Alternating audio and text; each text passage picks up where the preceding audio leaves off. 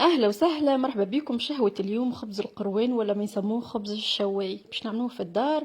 وصفة سهلة ماهلة وما فيهاش حتى حاجة صعيبة. تبعوا معايا لي زيتاب باش تجربوها وتنجحوا فيها. باش نطيبوه في الفور كيما شفتوا، هشوش يذوب في الفم، مبسس وبنين بنين بنين. معناها يصلح لكل شيء، سندويتشات، الفطور، حاجة خفيفة. جربوها وارجعوا لي في لي كومنتير، ما تنسوش تبعوا معايا الوصفة.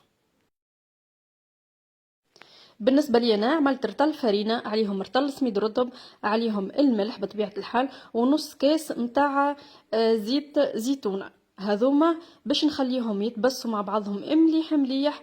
انا لهنا باش نعجن بالروبو، راهو كي تتعجنوا بيديكم تبعوا نفس ليزيتاب، ما فماش حتى حاجه صعيبه، غير العجينه لازمها تتعجن مليح مليح مليح وتكون طريه.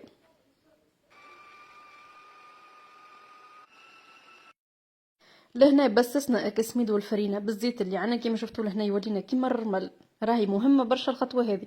توا باش ناخذوا، عندي هنا انا عندي الخميره، عندي خميره فريش. سينو تعملوا زوز باكوات خميره، انا عندي لهنا 20 غرام خميره، معناها زوز باكوات.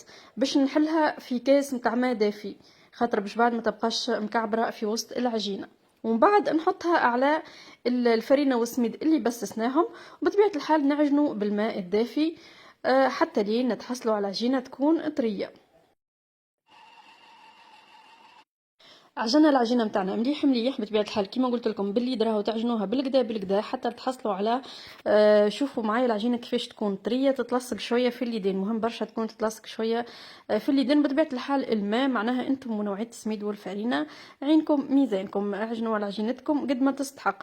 توا باش نخليها في شقيله، ندهنها بشويه زيت ونغطيها مليح مليح، خليها في بلاصه دافيه حتى لين معناها يضاعف الحجم نتاعها، سويعه من زمان سويعه غير ربع، وتكون معناها العجينه نتاعنا خمرت كيما شفتوا لهنا، خليتها تقريبا سويعه. باش نحطها على البلون طرافاي باش نحي منها الغاز اللي فيها، ونعجنها دقيقة من زمان، مش برشا، معناها مش تبقوا تدلكوا فيها، جست نحو منها الغاز ونقصوها معناها على قد الخبزات، تحبوا كبيرة ولا تحبوا صغيرة. أنا هنا عملتهم متوسطين باش نعملها على 4 خبزات، خاطر الخبزة متاعنا لازمها تكون عالية شوي.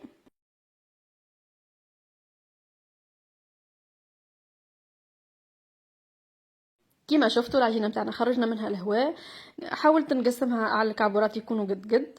4 خبيزات، لهنا عملت تقريبا رطل فرينه بين فرينه وسميد باش يعملوا لي 4 خبزات. نكعبرهم ونخليهم يرتاحوا.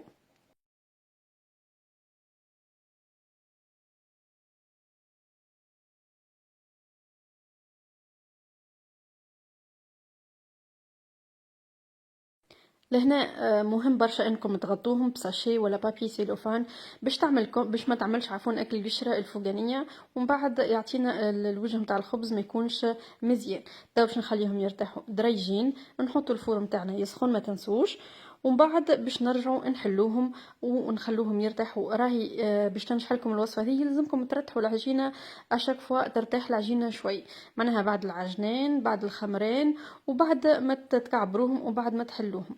لهنا ارتاحوا تقريبا دريجين كيما شفتوا.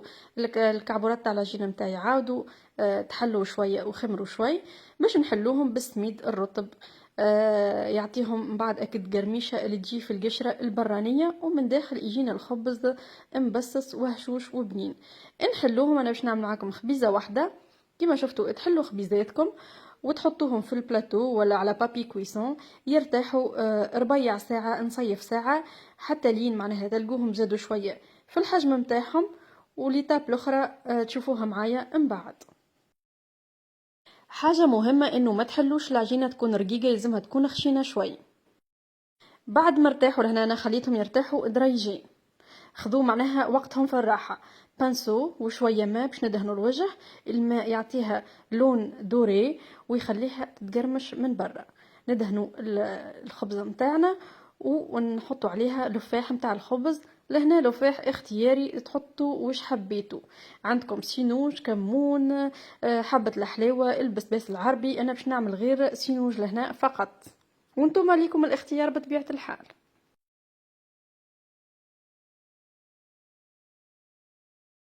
دهنا وجه الخبز متاعنا بالماء، حاطين عليه كعيبات السينوج.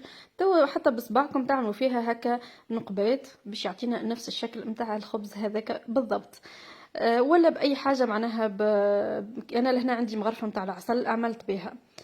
وتوا باش ندخلها للفور ونخليها تطيب، وراهي في ساعه تطيب. الفور على 250 درجه، ما تنسوش لهنا في وسط الفور شوفوها كيفاش تنفخت. هذه وصفة الخبز متاع اليوم اللي هو الخبز متاع القروان. حاجة بنينة برشا برشا برشا، جربوه ما تندموش، واللي جرب الرسالة ترجع لي في لي كومنتير وشاهي طيبة.